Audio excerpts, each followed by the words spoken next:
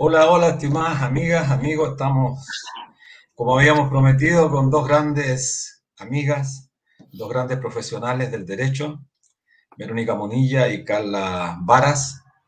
Hemos difundido harto entre los sindicatos este conversatorio porque nos parece relevante en un momento en que está casi toda la región metropolitana en cuarentena, bueno, toda la región metropolitana, parte importante también de la región de Valparaíso, prácticamente todo nuestro país está confinado en sus hogares.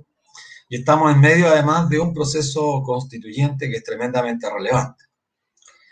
Pero hay un tema que no está en el itinerario del debate, lamentablemente. Hay un tema que, siendo quizá el más importante de todos, o entre los más importantes, no logra capturar la simpatía de quienes debieran estar colocando este tema en el centro, en el corazón del debate político en nuestro país. Toda vez que ha sido el trabajo, y por eso le titulamos el trabajo en la nueva constitución, toda vez que ha sido el trabajo, especialmente el trabajo formal, el trabajo asalariado, después nos vamos a referir al trabajo no remunerado, al trabajo informal, pero ha sido el trabajo el objeto fundamental del conflicto social. Gran parte de la revuelta del 18 de octubre, gran parte del estallido social se explica justamente por el trabajo en nuestro país hace 40 años, poquito más, porque el año 79 se produjo la gran estocada a los derechos fundamentales en nuestro país.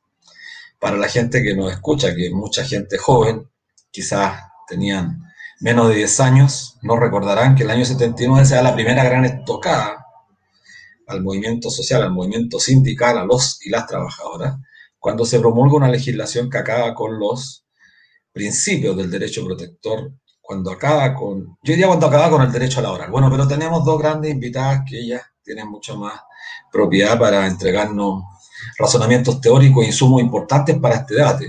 Si bien es cierto, son dos grandes abogadas, no son asépticas a la política, porque el derecho muchas veces se pretende situarlo en un contexto desde la academia a la lucha social, pero hay académicos que están involucrados en la lucha social y esa es la importancia por la que decidimos invitar a Verónica y a Carla, que queremos partir agradeciéndole su buena voluntad. La voy a presentar primero. Verónica Munilla, perdón.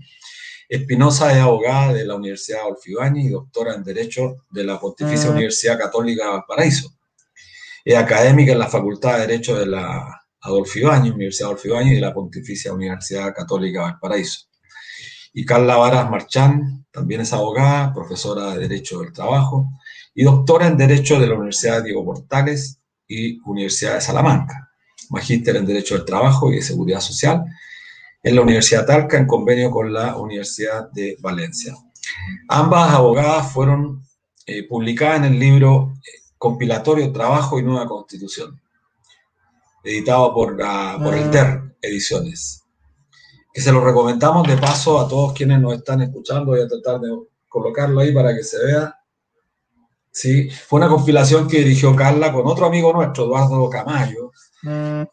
Y bueno, ahí hay destacados abogados que creo que es relevante, especialmente para el mundo del trabajo, para los sindicalistas que puedan adquirir este texto a través de, por la vía de DER Ediciones. Bueno, junto a destacados abogados como Eduardo Camayo, repetía, Sergio Camonar, Irene Rojas, publicaron varios artículos que son sobresalientes, bueno, como el escrito por Carla Vara, La huelga, un derecho de primer orden en la nueva Constitución, y el que escribió Verónica, Constitución y Seguridad Social, la necesidad de comenzar de cero, que nos parece a nosotros relevante y desafiante, incluso el título del texto. Así que entremos en materia. Si les parece, Verónica y Carla. Bueno, aprovecho de presentarle y que se presenten, Verónica, disculpa. No, no te preocupes. Oye, un millón de gracias, Luis Mesina, aquí con la coordinadora No Más AFP por la invitación a comentar un poco de trabajo y constitución.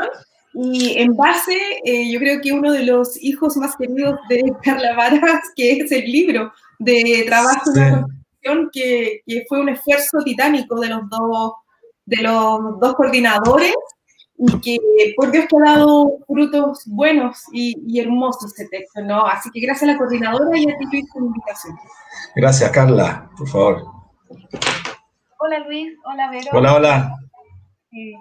Gracias primero que todo por la invitación, por el espacio, por la conversación que vamos a tener. Yo comparto plenamente esta apreciación de que si bien todos los temas que se están debatiendo, los temas constitucionales son relevantes, en el caso de Chile es muy relevante porque muchos hay que partir de cero o hay que volver a pensarlo, pero llama la atención que el trabajo esté en un segundo plano, siendo que ocupa un lugar en personas que son de esta clase, de la clase trabajadora, de aquellos que no tienen renta de otros lados, sino que para subsistir necesitamos de un trabajo y en ese sentido, al estar en el centro de nuestras vidas, debería estar en el centro también del debate constitucional. Así es. Bueno, mira, entremos en materia. Hace poco, otro abogado que ustedes también lo conocen, José Luis Ugarte, del cual también somos bastante amigos, señalaba él en una nota muy breve que el trabajo quizás debiera ser el artículo número 1 de la próxima Constitución. Yo también, a propósito que también espero ocupar un lugar en esta nueva asamblea, todavía me debato entre si el trabajo o el nuevo Estado que va a surgir, cuál debiera ser el número 1 en la próxima Carta Fundamental. Pero José Luis Ugarte, como buen abogado laboralista, y ustedes que son también destacadas laboralistas, quizás le asignan al trabajo la mayor importancia, yo como sindicalista también. Pero quiero entrar en una pregunta que, más que una pregunta, una pequeña reflexión y al mismo tiempo dejarle el espacio a ustedes por una reflexión más profunda. Las nuevas formas de organización del trabajo, y que en estos momentos adquiere una relevancia impresionante, toda vez que los tres que estamos acá, y muchos de los que nos están escuchando, no están trabajando físicamente junto a otros y a otras personas. Y el trabajo también tenía un componente que era fundamental. El trabajo partía de un desarrollo colectivo. Hoy día, curiosa y extrañamente, estamos trabajando en nuestros hogares y las nuevas formas de organización del trabajo, determinadas en gran medida por el fuerte incremento de la tecnología, cambia las relaciones sociales, desplaza y destruye fuerza de trabajo, cambia el empleo formal en beneficio del empleo informal, que no por ello deja de ser trabajo, porque muchas veces se confunde. Entonces, ¿cómo el trabajo puede tener rango constitucional de protección en un escenario en que las relaciones sociales están cambiando estructuralmente? Y esa pregunta queremos situarla en el contexto para entrar a problematizar, imaginarnos este nuevo mundo. Yo le preguntaba a Verónica antes de que comenzáramos cómo estaba trabajando, bueno, desde su casa. Y bueno, eso, les dejo la palabra. No sé quién parte, si quieres partir Verónica o Carla. Vero.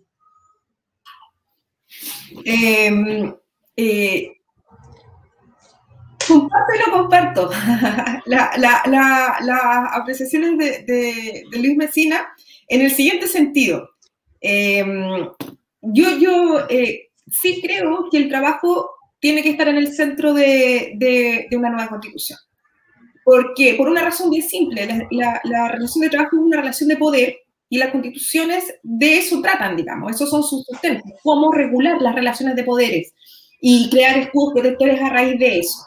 Entonces, pero lo que pasa es que la relación del trabajo como fenómeno no es solito, digamos, siempre va relacionado de dos factores súper importantes, que uno son los derechos sociales asociados al trabajo y el otro es la posición del Estado a propósito de esos derechos sociales. Entonces, si uno pone el trabajo en el centro, uno pone muchas cosas en el centro. Muchas cosas en el centro y además pone al ciudadano en el centro, porque todos nosotros trabajamos para vivir. Si uno colocando el trabajo es mucho más que el mero trabajo, lo que ahí vamos a lograr configurar, ¿no? Y en ese sentido, y en un poco como relacionándolo con la segunda parte de la reflexión, yo no sé, yo ahí tengo una opinión bien personal, que no nos hemos podido ver con la Carla si no es así, pero yo creo que si nos hubiésemos visto acá la habríamos conversado, que es que el derecho, el trabajo en general, y el derecho del trabajo siempre ha vivido crisis, siempre ha tenido fenómenos en que los dan por muerto, en que creen que hay que superarlo, en que creen que las nociones de poder y de subordinación van a desaparecer para dar paso a estas nuevas figuras descentralizadas, poco sociales, etc.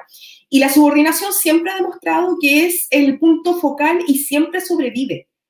Y en este momento yo diría que la subordinación está adquiriendo una nueva forma bajo la ajenidad. O sea, a lo mejor estamos reformulando la idea de subordinación para poder llegar a la idea de que la ajenidad es lo que debiese primar dentro de una relación de poder como es la de trabajo. Entonces yo creo que es exactamente lo contrario lo que tiene que pasar. O sea, yo creo que si pasa esto, el derecho de trabajo tiene que ser más fuerte que antes, ¿ya? En la medida que se sanen estos agujeros. Sí. Gracias, bueno, Vero. Yo primero quiero decir que creo firmemente que el trabajo debe estar en el centro, que hay una labor muy importante que hacer desde la academia, desde el mundo sindical, de relevar este tema en el debate constitucional. Principalmente porque el centro, o si nos vamos a las causas del por qué hoy estamos debatiendo una nueva constitución, como tú bien decías, Luis, al iniciar este conversatorio, está vinculado con el trabajo. Las demandas por mayor justicia social, las demandas por que este país ya deje de ser aberrantemente tan desigual como lo es, o las demandas por mayor participación política, están estrechamente vinculadas con la regulación del mundo del trabajo. Al menos desde dos aristas, porque podemos encontrar muchas más. Desde la arista de la desigualdad, sin duda que está estrechamente conectado todos aquellos debates vinculados con el salario mínimo, con una participación de los trabajadores en las utilidades de la empresa, porque eso permite a las personas salir de la pobreza, que efectivamente el tener un trabajo formal sea sinónimo de tener mejores condiciones de vida, y para ello es necesario una reformulación de la normativa chilena partiendo por la Constitución. Entonces, desde esa perspectiva, son muchas las instituciones en el derecho del trabajo que están íntimamente conectadas con la problemática de la desigualdad estructural que existe en nuestro país. Y también vinculado con la desigualdad y la participación está sin duda el gran tema, que yo creo que la Constitución tiene que dar un paso gigante en él, que está vinculado con el derecho colectivo del trabajo y las instituciones estas tres grandes instituciones que son sindicato, negociación colectiva y huelga. Porque a través de la organización sindical, los trabajadores no solo participan en las decisiones de la empresa y en la regulación de sus condiciones laborales, sino que también es posible que el actor sindical se constituya como uno de los actores más del debate político, que eso yo creo que es lo que se anhela con esta reforma constitucional, se anheló cuando se debatió la ley 20.940, pero que lamentablemente, más que avanzar, nos dejó más atrás de lo que estábamos antes, y entonces el poder reconfigurar estos tres derechos claves permiten generar mayores causas de participación, no solo en la empresa, sino que también en el ámbito político, y también mejorar también los temas de desigualdad, porque cuando en una empresa hay un sindicato, las condiciones laborales suelen ser mejores, los incumplimientos suelen bajar, la empresa sabe que hay ahí, los trabajadores están organizados, que tienen voz y que pueden ejercer diversos tipos de acciones como para frenar esas prácticas. Entonces, en ese contexto, hay muchas otras más razones. Nos daría varios días, yo creo que para conversar, pero yo creo que al menos esas son las dos más importantes del por qué el trabajo debiera estar en el centro, y comparto plenamente las palabras de José Luis en el sentido de que el primer artículo debiera partir con la importancia que tiene el trabajo. Y respecto Sí. del otro, del tema de las nuevas formas de trabajo, el impacto de las tecnologías, yo creo que la pandemia es un ejemplo de que eso no va a hacer morir al trabajo subordinado, al trabajo dependiente que requiere de la regulación del derecho al trabajo. La pandemia nos ha mostrado la importancia que tiene el trabajo en sí, las personas, los trabajadores y las trabajadoras, para mover la sociedad, para generar riqueza. Y si bien la tecnología nos introduce cambios que saltan a la vista, el tema está en que siempre estos cambios van a venir con la intención de que esas nuevas formas de trabajo no queden sujetas a la regulación del derecho del trabajo, porque siempre van a existir voces que creen que la regulación laboral es sinónimo de rigidez, de costos y de obstaculizar la libre competencia. Y ante eso, entonces uno tiene, como bien lo decía Lavero, oiga, estas nuevas formas es trabajo y es trabajo subordinado, con otras características, porque las tecnologías permiten otras formas de organización, que la persona tenga mayor autonomía, mayor decisión, etcétera, pero eso no quita que sea trabajo dependiente. Entonces yo creo que a la par que hay destrucción de empleo, sin duda, con la llegada de más tecnología, hay creación de otros. Pero esa destrucción de empleo nunca va a ser total, en mi opinión. Y siempre va a haber otra fuente de empleo que se crea, porque necesita gente que administre estas nuevas tecnologías, que cree estas apps, no sé, etcétera. Sí, no, sí, me parece muy interesante eso, relevar a un nivel de importancia indiscutible el tema de los derechos y la protección al mundo del trabajo, y eso lo puede hacer solamente el derecho del trabajo. Ahora, la pregunta siempre que nos hacemos es, en este nuevo escenario, porque el derecho del trabajo surge y se aplica en una realidad material, en las relaciones que desarrollan los sujetos en tanto portadores de trabajo con aquellos que demandan trabajo, pagan por el trabajo, que es el conflicto histórico entre trabajo y capital.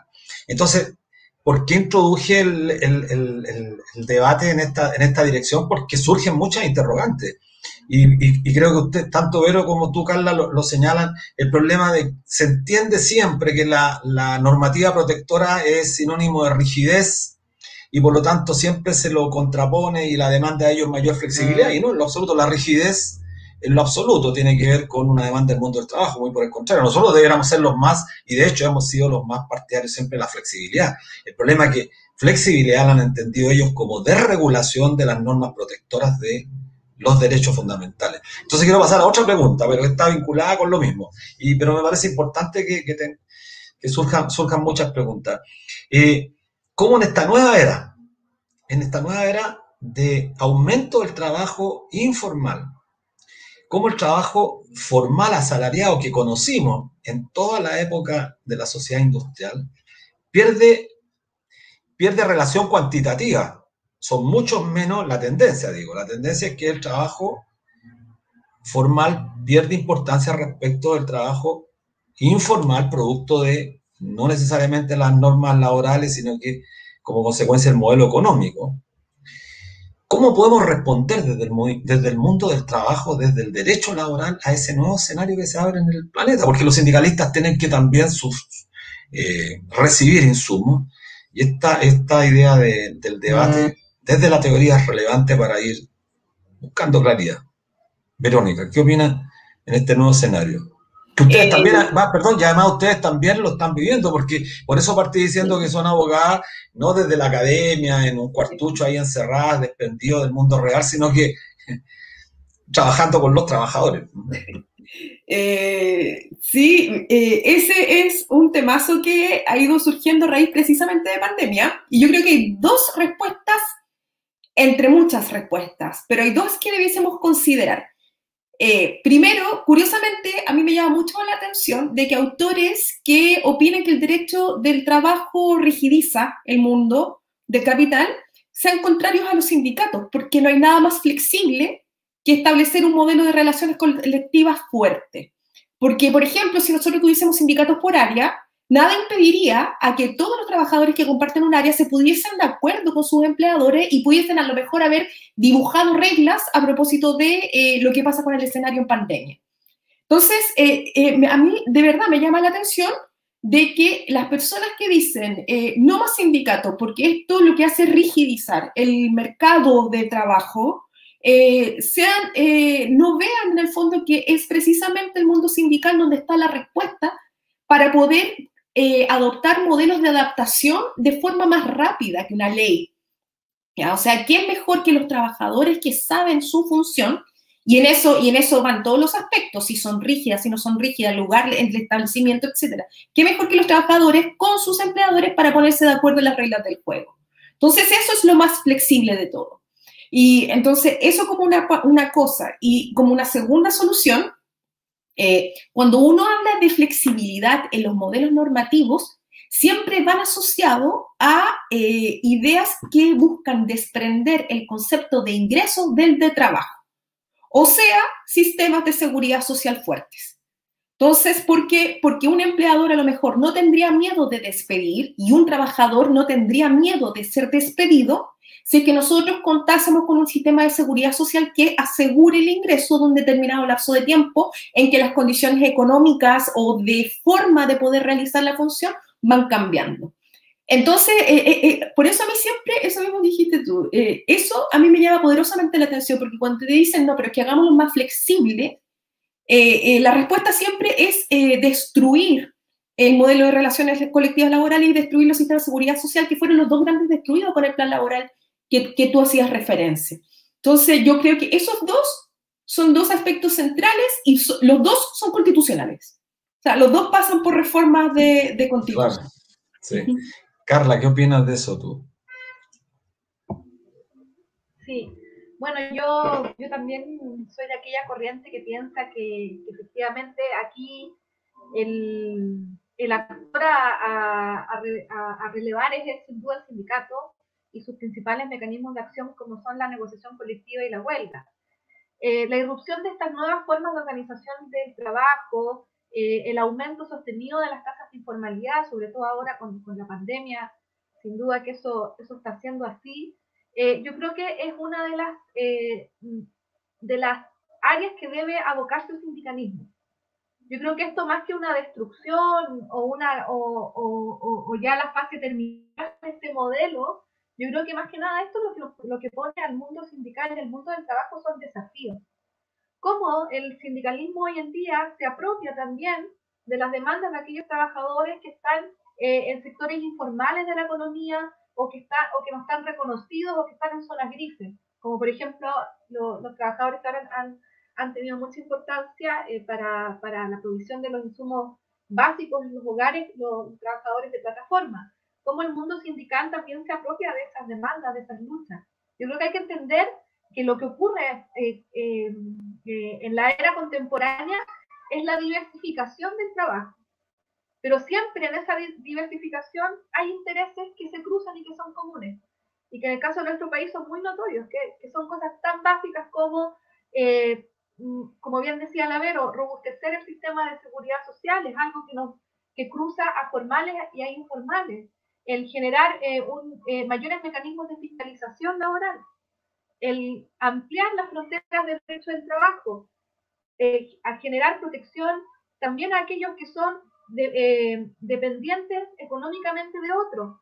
Tienen cierta autonomía en la prestación de sus servicios, pero dependen económicamente de esa fuente de ingresos para subsistir. Entonces, quizás las terminologías debiéramos ir cambiándolas, porque cuando uno habla de crisis, de destrucción, como que uno ve que se viene el peor panorama, y debiéramos plantearnos como desafío que tenemos que asumir si aún vamos a continuar bajo esta lógica del trabajo subordinado y dependiente.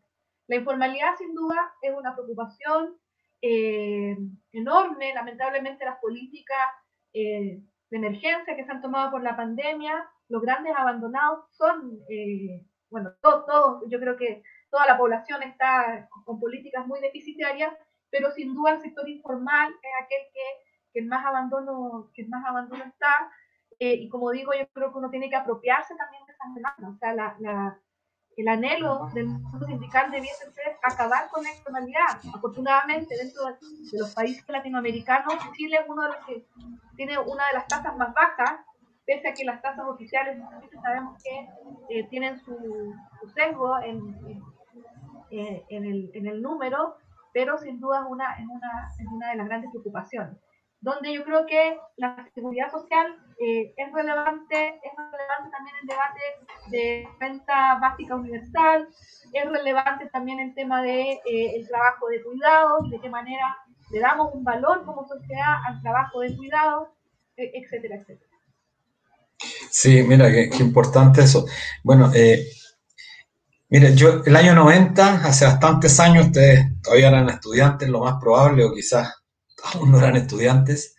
El año 90 yo ya era sindicalista y de manera empírica empecé a llegar a razonamientos que me hicieron, el año 93 escribí un pequeño artículo que lo titulé la bancarrota del sindicalismo de empresas. Y por una razón empírica, como digo. Trabajaba en el sistema financiero y conocí una palabra a principios de los 90, 91 creo que fue la palabra outsourcing, que después se hizo todos estos anglicismos que finalmente terminaron conformando parte importante de nuestro lenguaje. Pero no sabíamos qué era el outsourcing. Bueno, consistía en una cuestión muy práctica, que después era externalizar una labor que era propia del sistema financiero de la banca, que era el canje. El canje, para quienes no saben, es, como su palabra lo dicen, tomar los cheques de un banco, pasárselo a otro y producir el canje, el proceso operativo para cargar a las cuentas corrientes. Ese era casi el símbolo de una banca, los cheques. Ustedes quizás no conocieron los cheques, o sí alcanzaron a lo mejor, pero el cheque ya está en desuso. El cheque está en desuso. El banco era banco y cheque y plata, dinero. Bueno, el dinero ya no existe prácticamente, muy poco en los bancos, y los cheques ya están en desuso.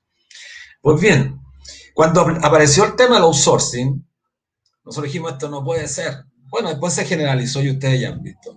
Pero ¿por qué planteé este tema de la bancarrota del sindicalismo de empresa? Porque el sindicalismo estaba produciéndose además un cambio en la sociedad. Estábamos evolucionando de la sociedad industrial a una etapa distinta. Algunos lo llamaron el postfordismo, el toyotismo, una mezcla rara de todas estas cosas.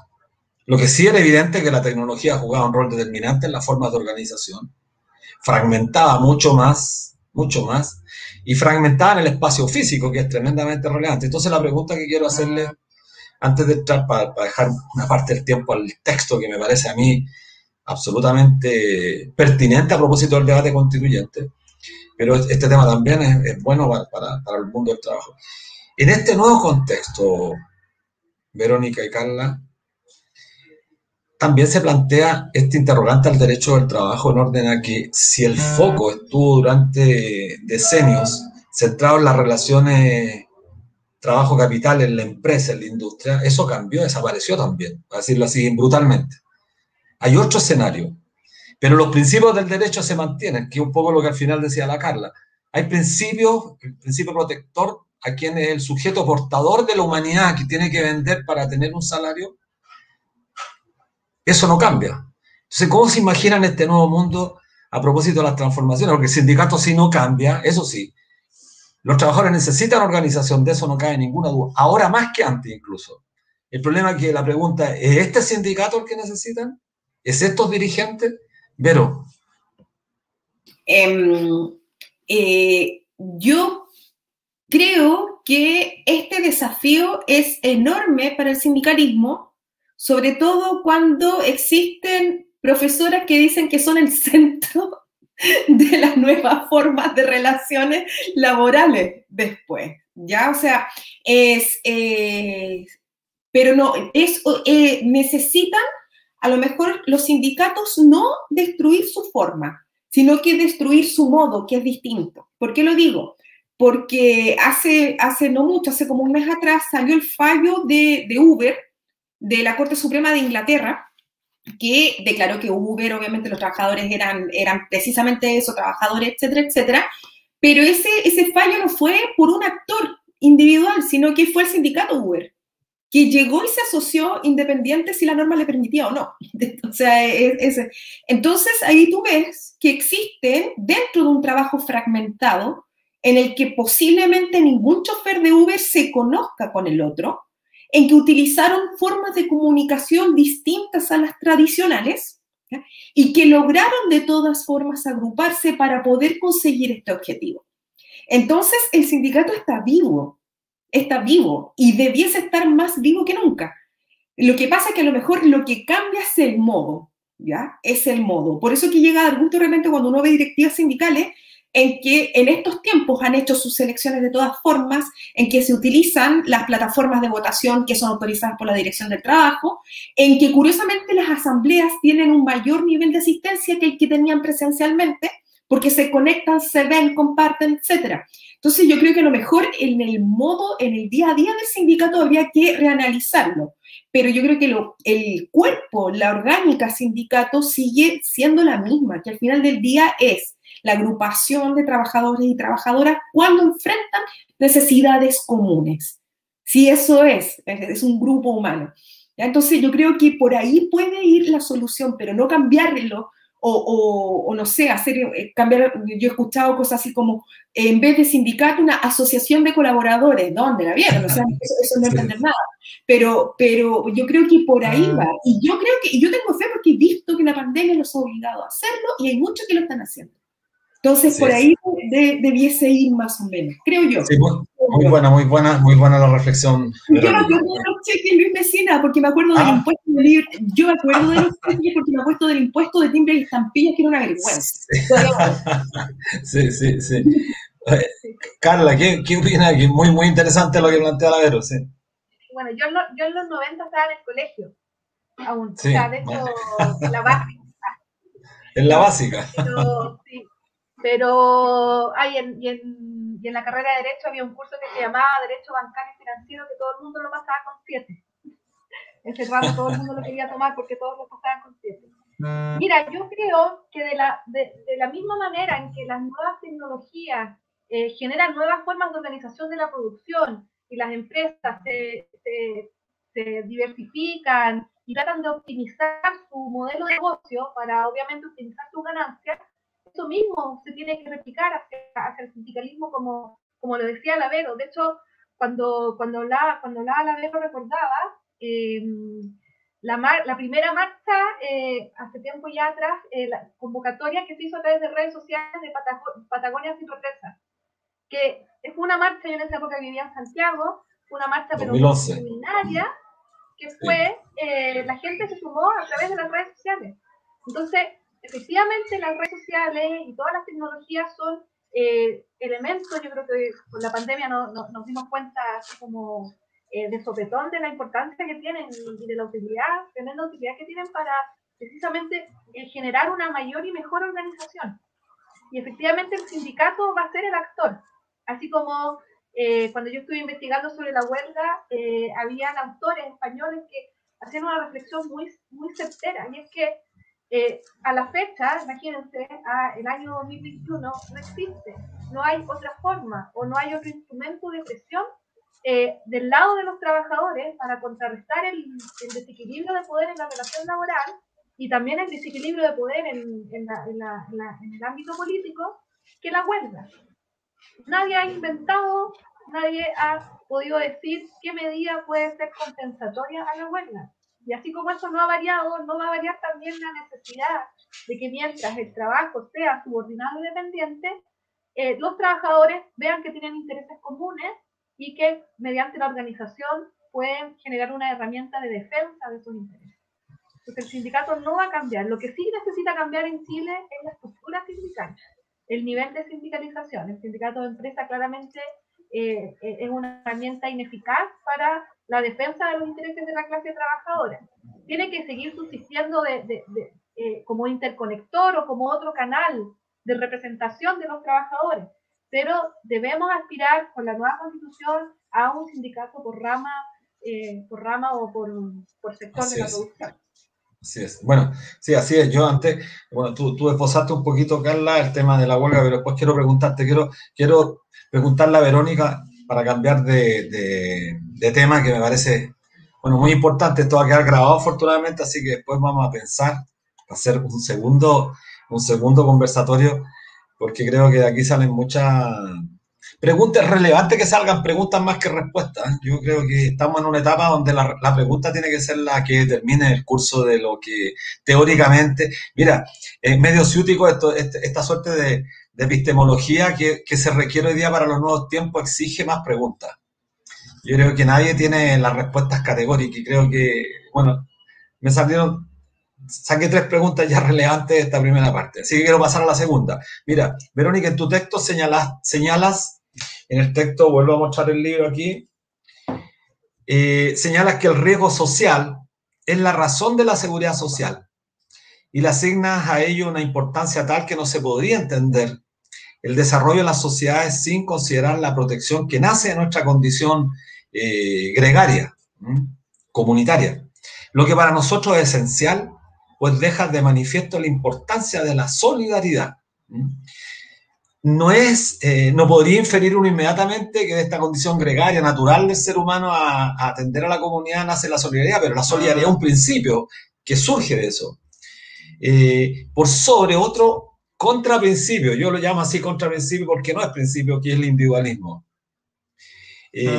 Cuestión plasmada en la actual legislación en el decreto ley 3500 y plasmada también en el plan laboral del año 1979, porque esta suerte de restringir el campo, que después lo voy a ver con la Carla, el tema de la negociación colectiva, al reducirla y al darle una preponderancia mucho más alta a la negociación individual, está de manifiesto ahí una concepción. ¿Por qué, Verónica, la seguridad social debe ser reconocida como un derecho fundamental, pero sobre la base de estos principios? Eso es relevante porque tú estás especializado en este tema y para nosotros como movimiento NOMA FP este es el tema central.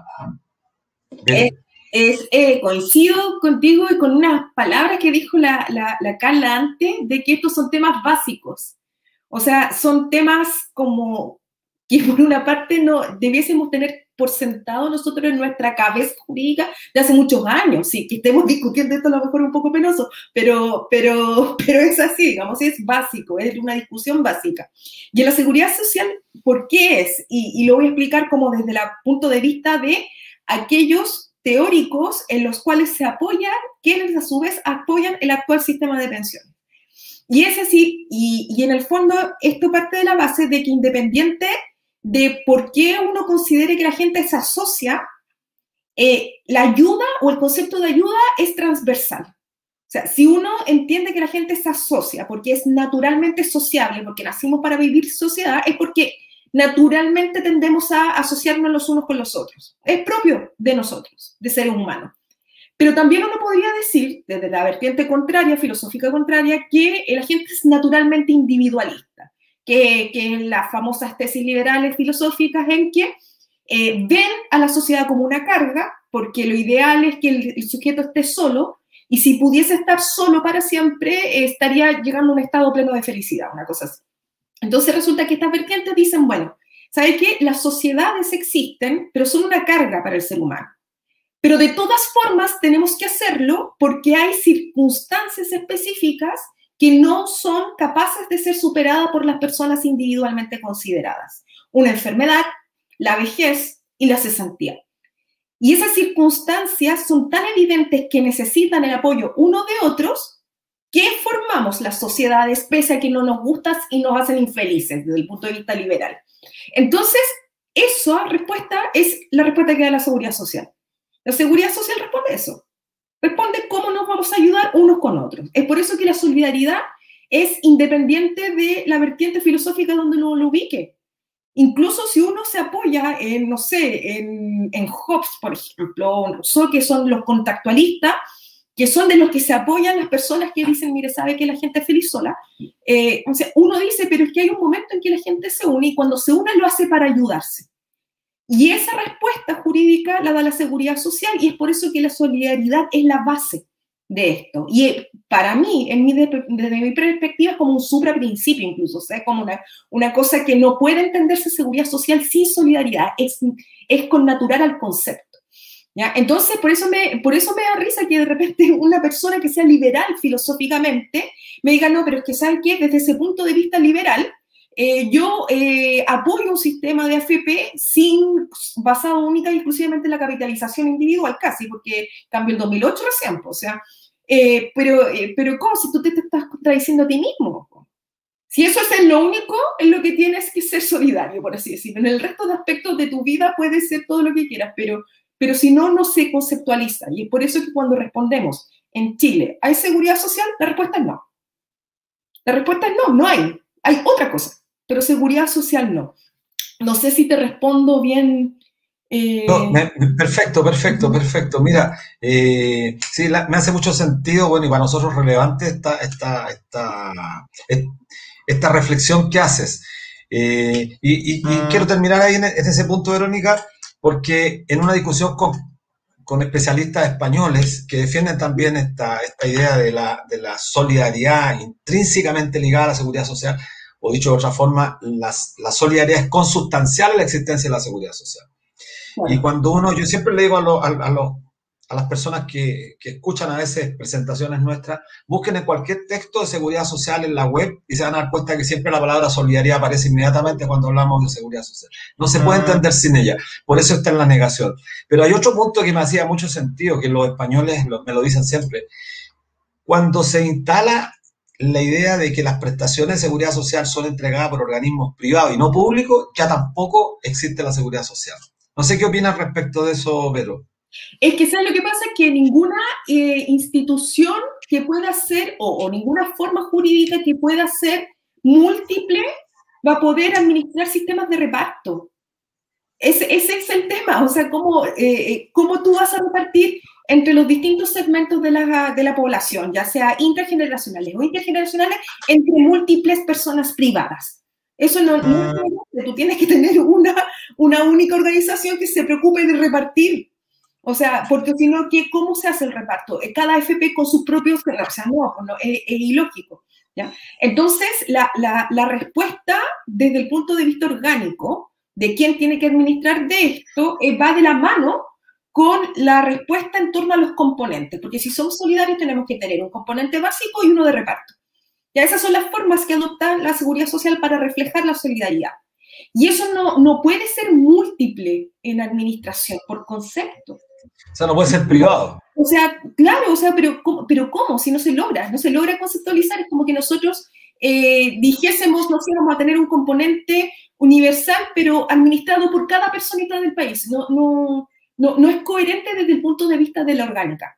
¿Ya? Entonces, si cuando uno empieza a analizar este sistema y dice, en el sistema jurídico hay muchas FP, a uno le huele que cada FP solamente va a poder administrar el segmento de afiliados que tiene su propia FP.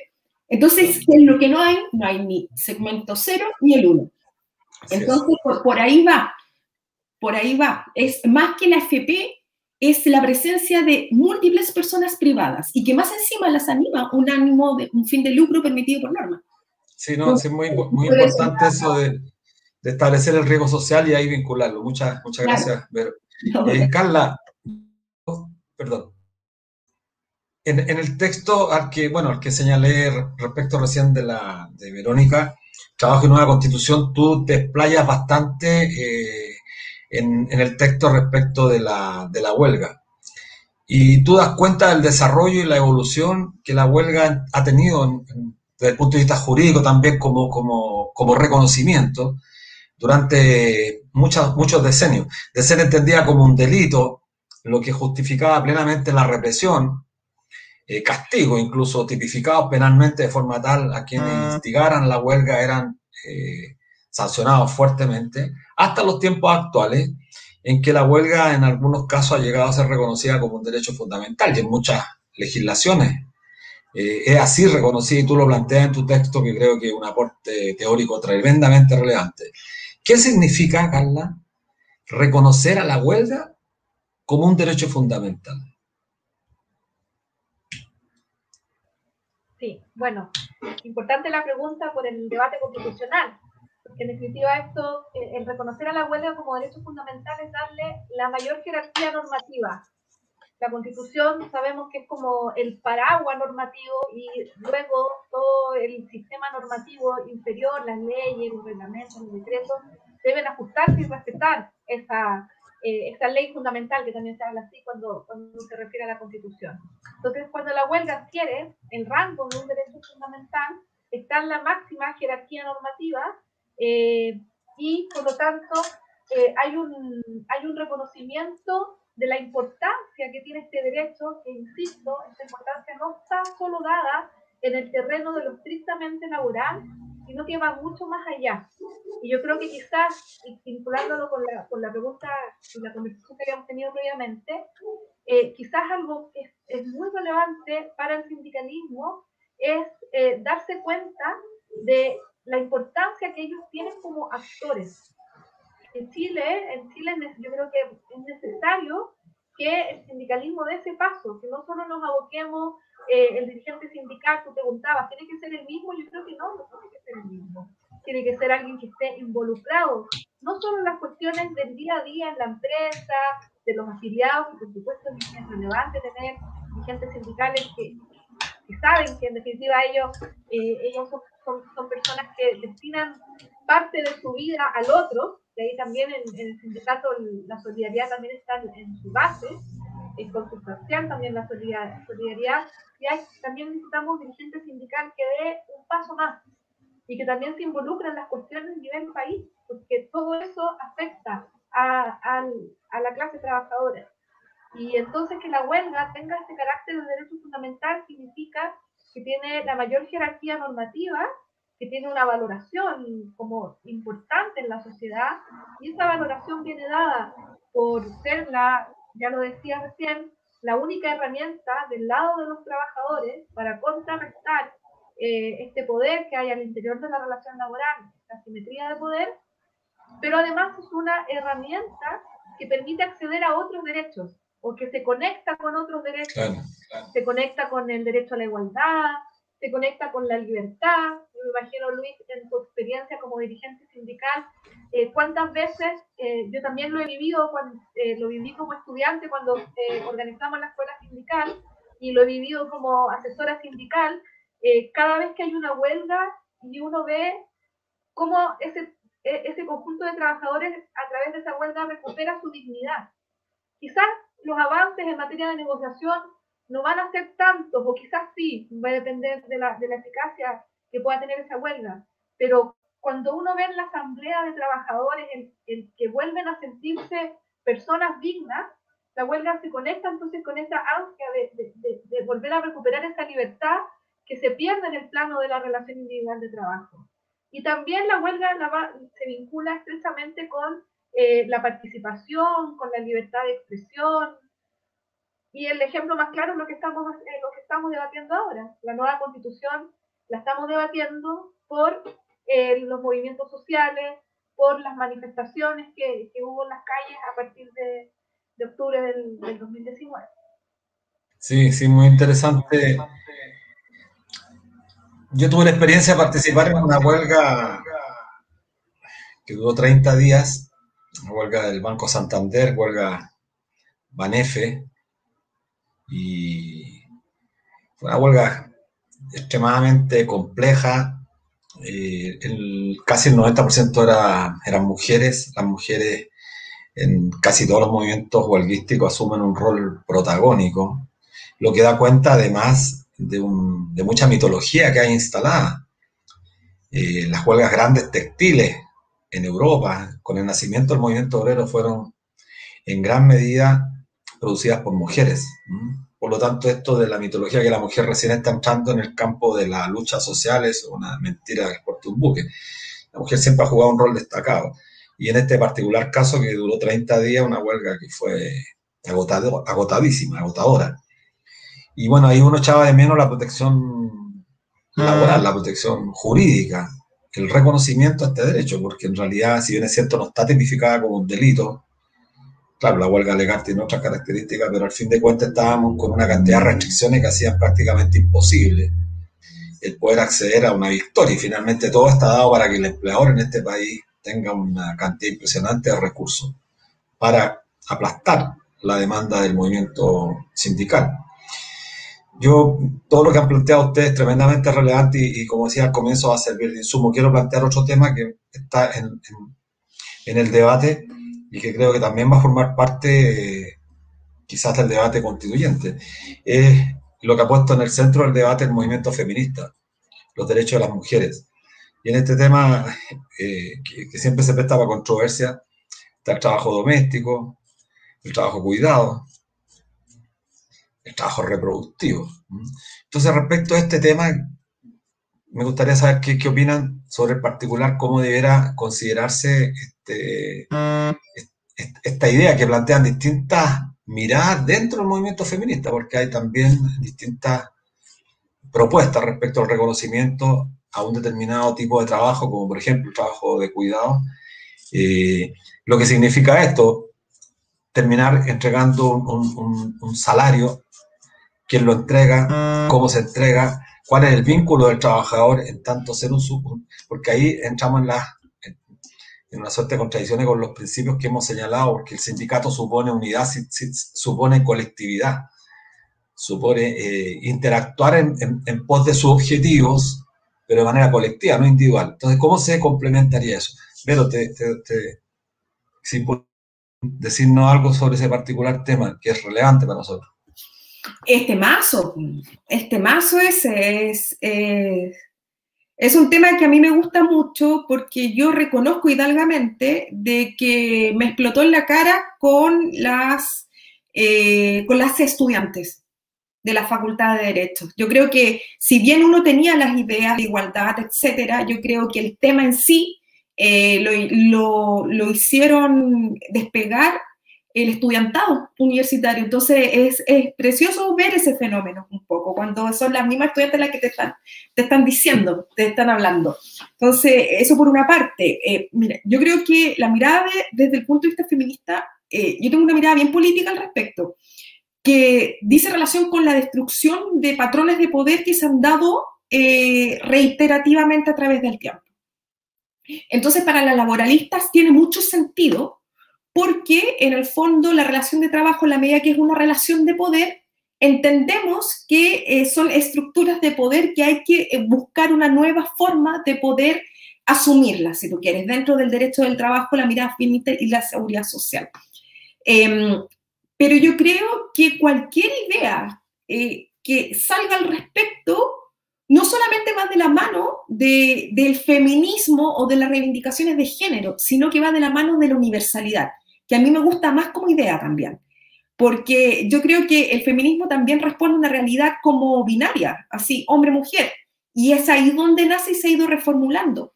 Pero hoy en día tenemos miles de formas distintas de expresar los conceptos de género y de orientación. Y, por ejemplo, yo creo que para poder abordar, solamente como un punto, para poder abordar el derecho del trabajo y de la seguridad social desde una perspectiva feminista, hay que abogar por la discusión de la renta básica universal, ¿ya? El ingreso básico universal, porque eso significa que el ingreso de las personas no está condicionado al hecho de sostenerse o no en una relación de trabajo que ha sido dibujada y diseñada por y para hombres.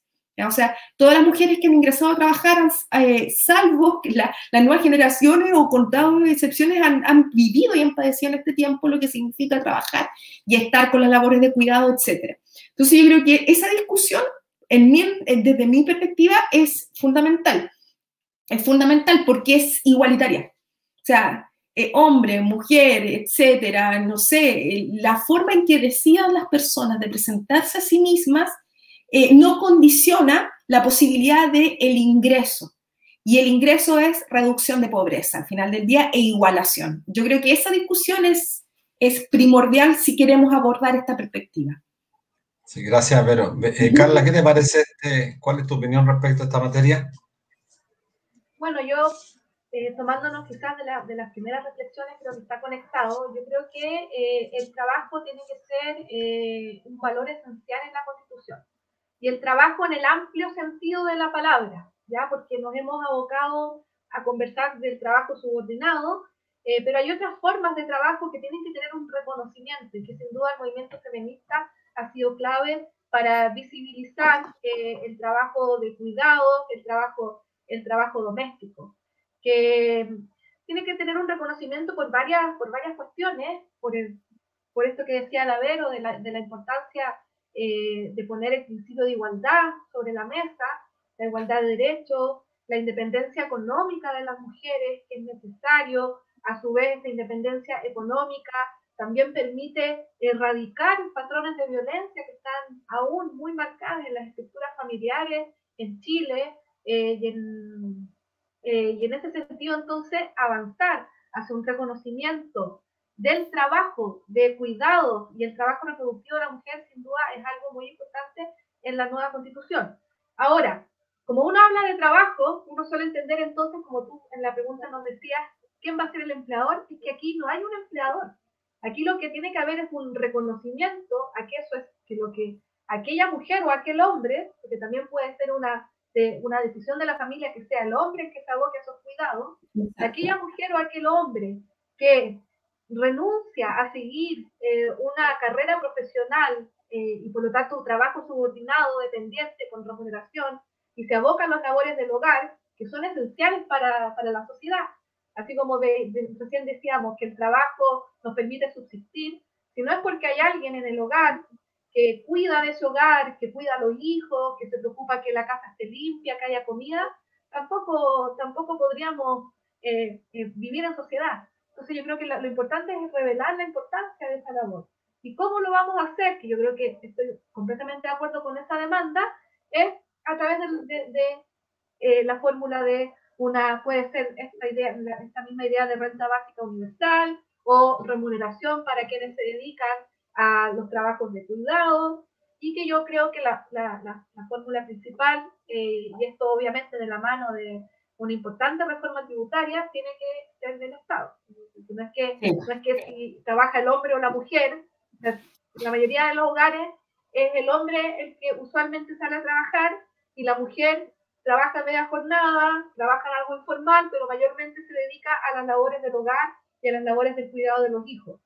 No significa que sea el hombre el que tenga que pagarle a la mujer, sino que es un reconocimiento como sociedad a la labor reproductiva y el trabajo de los cuidados que mayoritariamente recae actualmente en las mujeres. Yo creo que ese tiene que ser como la lógica del debate. No es encuadrarlo como una relación de trabajo propiamente tal de lo que hemos estado hablando recientemente. Mira, qué interesante porque nosotros el año 2016, en el mes de noviembre, en la Facultad de la Universidad de Chile dimos a conocer nuestra propuesta, la propuesta de un nuevo sistema público de pensiones. Fue en noviembre del año 2016. Vamos a cumplir en noviembre 5 años, ha pasado mucho tiempo. Fue después de la primera gran protesta que hubo en el país, bueno, en todas las ciudades del país. Y cuando tuvimos que referirnos al tema de la mujer, porque este sistema particular de capitalización individual castiga, pero de manera brutal a la mujer toda vez que no le reconoce absolutamente ningún aporte a la sociedad. La castiga en el tema de la maternidad, ustedes eso lo saben perfectamente como especialistas en derecho laboral. Entonces buscamos una fórmula de reconocer, y la palabra me parece importante que la hayas dicho, Carla, porque al principio teníamos subsidiar y después eliminamos esa palabra de nuestro léxico, porque no había nada que subsidiar a la mujer, había que reconocerle el aporte que ella hacía. Bueno, en nuestra propuesta lo hacemos de manera muy sencilla. No podemos resolver nosotros el problema del patriarcado de 200 años, desde la existencia del capitalismo empezó a controlar las relaciones laborales, pero hacemos un reconocimiento que consiste en una cuestión muy práctica, que para los efectos de determinar el monto de una pensión en un nuevo sistema, para calcular las tasas de reemplazo, la mujer que se pensiona a los 60 años se le considera para efecto de determinar su tasa de reemplazo como que tuviera 65 años. Es decir, se le reconocen 5 años más. Y este fue un tema objeto de conflicto.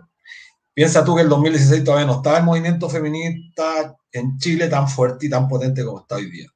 Pero creo que lo que ustedes han planteado abre nuevamente una reflexión profunda para no caer en esta vieja trampa de ciertos sectores del capitalismo que quieren generar una suerte de estado asistencialista o paternalista de forma tal tener a los trabajadores, a los hombres y mujeres prácticamente suplicando todos los meses un salario, pero en definitiva terminar siendo personas dependientes y no personas libres, que justamente es lo que el capitalismo y esta sociedad a lo largo del tiempo ha pretendido buscar.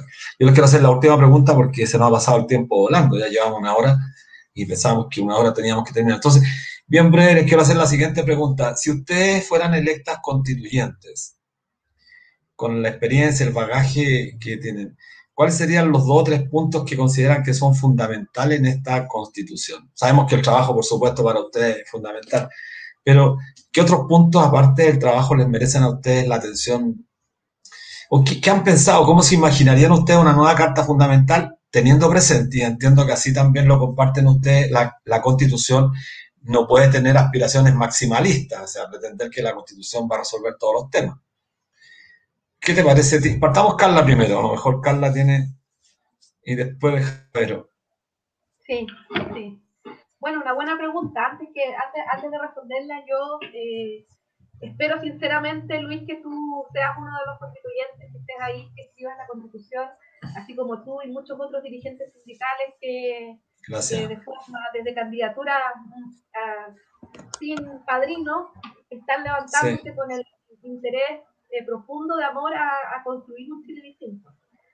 Gracias, Carlos. Yo espero que sean ustedes que escriban la Constitución, porque la idea no solo que hayan abogados, yo sé que hay muchos buenos abogados que también están como candidatos, pero yo creo que tiene que haber un componente ciudadano y de los movimientos sociales que tiene que estar en la Constituyente. Y para mí una cosa central es la cláusula del Estado Social de Derecho. Yo creo que por ahí el debate debiéramos partirlo por sacar esta idea del Estado subsidiario y reemplazarlo por esta idea de que el Estado es un garante de los derechos sociales de los ciudadanos y ciudadanas. Y tiene que estar ahí, y esa cláusula además está muy conectada con el mundo del trabajo y específicamente con el sindicato y la configuración, la importancia que tiene el sindicato para alcanzar esa igualdad de derechos. Otro segundo gran tema, para mí, desde mi opinión, ya vamos más que nada mi opinión política, es abrir espacios de participación política a los ciudadanos. Creo que Chile, otro de los factores del estallido en Chile fue que los ciudadanos estamos relegados única y exclusivamente a esta democracia representativa de que nos citan a votar cada cierto tiempo, pero esa no es una democracia verdadera. Yo creo que es necesario introducir mecanismos de profundización democrática vía, por ejemplo, iniciativa popular de ley, vía, por ejemplo, de que exista obligatoriedad de que cuando se debaten proyectos de ley involucran a colectivos de organizaciones o personas, ellos también estén involucrados en el debate. Por ejemplo, si vamos a discutir la regulación del teletrabajo, tienen que estar en la mesa las organizaciones sindicales más representativas. Si vamos a discutir de educación, tienen que estar en la mesa el colegio de profesores. A eso voy. Y lo otro, para mí, clave, esencial, fuera de lo que ya hemos hablado de los temas de trabajo, es que existan mecanismos también de revocabilidad de todos los mandatos de los candidatos de elección. No sé si fui muy drástica. No, bueno, está todo el programa nuestro, así que lo está reafirmando. Creo que debes estar. Pero ¿qué opinas tú? Oye, yo en primer lugar coincido con la Carla, te estamos prendiendo una velita, Luis Mesina, porque tenés que quedar como sea. Sí, muchas gracias. Ahora que votar ahí para poder entrar en la convención. Bueno, si quedo la voy a tener de asesora, voy a pedir que me asesoren porque vamos a tener buena abogada ahí. Claro, no sé cómo. O sea, lo que pasa es que sí me entiendes, aquí vamos a entrar ya en la zona de la incidencia.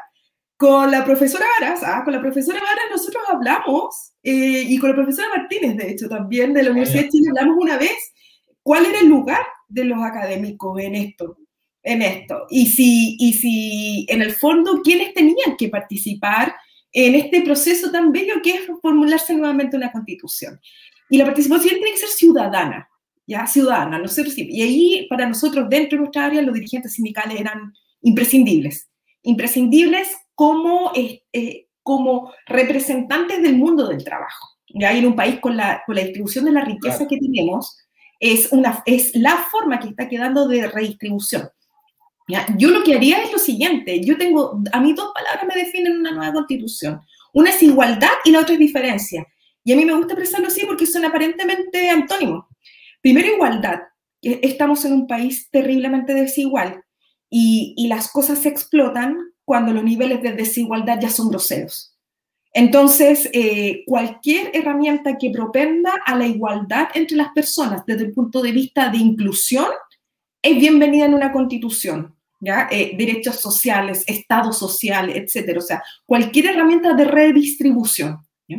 Y segundo, diferencia, porque a mí me gustaría tener una constitución que reflejara todas las distintas riquezas personales de nuestro país, que contempla a los pueblos originarios, que contemple las minorías sexuales, minoría entre comillas, como para poder, o sea, que refleje el real estado de la sociedad en este momento, y que cuando uno en 100 años más pueda leer la Constitución de este momento, uno pueda decir, miren, Chile es un país que consideraba a su pueblo originario, que consideraba temas de géneros y en donde está representada la diversidad, si tú quieres, de todos los ciudadanos. Yo creo que esos dos ejes son fundamentales.